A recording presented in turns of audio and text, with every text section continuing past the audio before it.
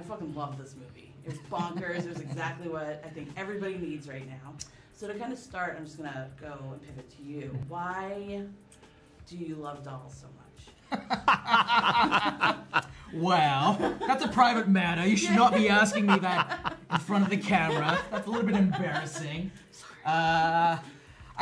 Usually I go back and I point to Poltergeist. Poltergeist is the film that I saw at a very young and an impressionable age. I think I was like 7. And it kind of scarred me for life, and I've been terrified of clowns and dolls. That movie had a clown doll, right? Yep. No, it's also partially because I'm a big fan of just collectible items. I love props. I love puppets. There's just something very fascinating for me.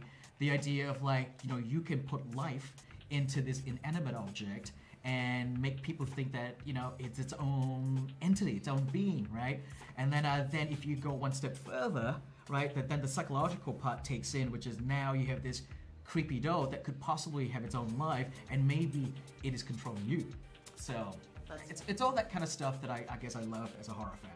And for both of you, why do you think right now AI technology is so big, but especially in movies, especially in horror movies? What do you think is kind of the thing about them that makes it so scary? Sure. Well, I mean, you may know the answer to this, but in the last month, I've been getting so much different information about AI writing poems for your kids, doing your kids' homework, do you know why that doing is? pictures and stuff like that. It's just bubbling to the surface of which is very good timing, James. You're a fucking genius as usual. It's incredible. It's incredible timing. But I think AI has been people who are smarter than I am have been talking about the threat of AI, but the consumer hasn't really touched it until very recently. Right. So I think that's good timing for Miss M3GAN. Do you think they would ever people would ever make something like M3GAN to help with parenting? Well, I do think with the rise of AI technology and how much it is such a big part, it will whether we like it or not be a big part of our daily lives. It will help us sort of decide things, control things. Not just creating pretty artwork, right? It's going to be in our life in one way or another. And I actually think that the concept of a M3GAN doll is not too far in the distant future, right? And so one of the things I like to refer to this film is it's not science fiction, it's science eventuality.